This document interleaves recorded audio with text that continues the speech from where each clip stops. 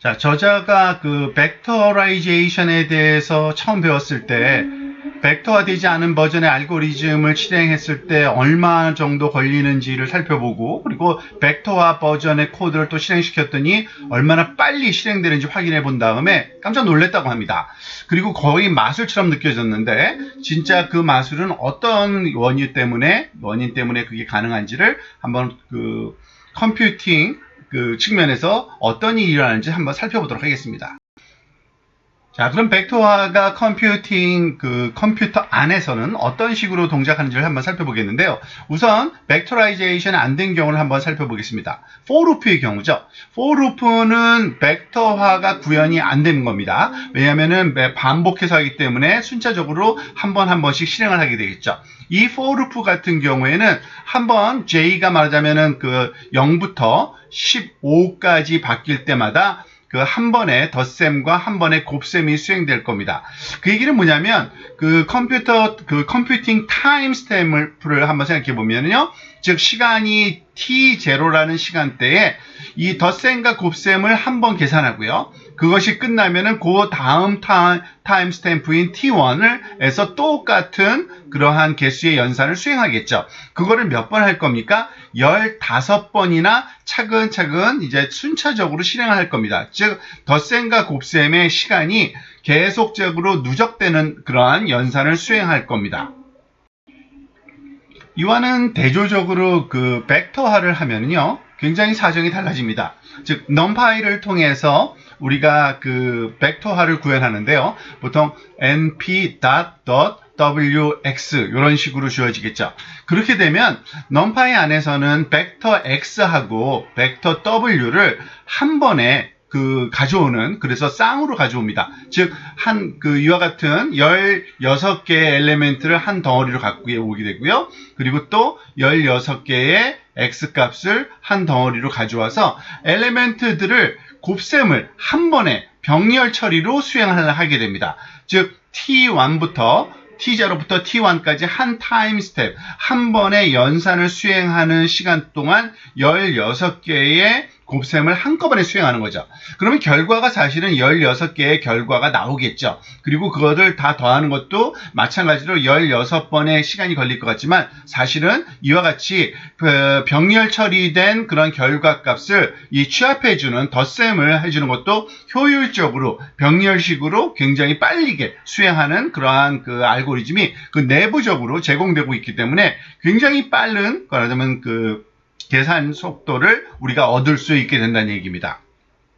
무엇보다도 이것이 지금 15개, 16개의 그런 데이터 포인트에 대해서 했지만 사실은 우리가 그 머신러닝 알고리즘을 이제 구현하게 되면 대규모 데이터 세트에 대해서 수행하게 되는데요. 즉 이것은 확장성이 굉장히 좋습니다. 즉 크면 클수록 더 많은 연산이 필요한 게 아니라 아무리 큰 데이터라 할지라도 그 메모리가 또는 CPU나 GPU가 허용하는 그 메모리 안에서 이루어질 때는 한 번에 같은 속도로 이루어지기 때문에 이 확장성이 굉장히 좋기 때문에 우리가 이 벡터라이제이션으로 코딩된 것은 아주 큰 데이터 세트에 대해서 우리가 머신러닝을 임플리멘트 할 때 효율성이 굉장히 증대된다라고 이해하시면 되겠습니다.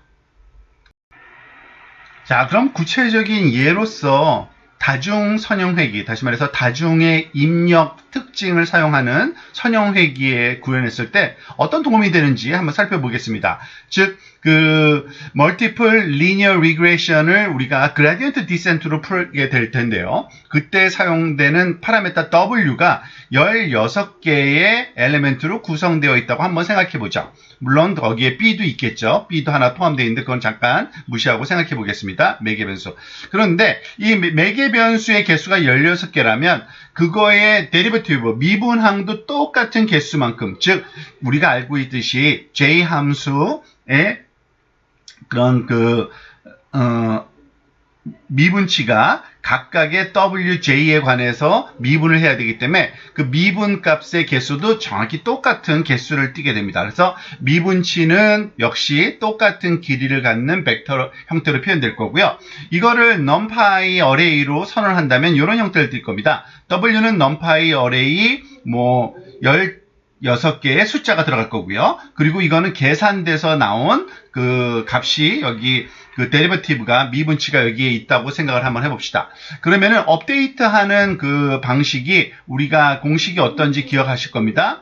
J번째 파라메타는 J번째 W 파라메타 현재값 빼기 학습률, 여기선 0.1이라는 학습률을 러닝 레이트 알파 대신 0.1을 쓴 거고요. 곱하기 그 비용값의 WJ에 대한 미분치 DJ를 곱해 주는 거죠. 이거를 그 루프 처리를 한다면 1번부터 16개까지의 그 루프 처리가 당연히 이루어져야 되는, 즉 벡터라이제이션이 그 하지 않은 상태로 코딩이 된다면 하나하나씩 따로따로 계산해야 되죠. W1은 W1 빼기 0.1 D1, W2는 W2 빼기 0.1 곱하기 D2 등등등 해서 W16은 W16 빼기 0.1 곱하기 데리버티브 D16.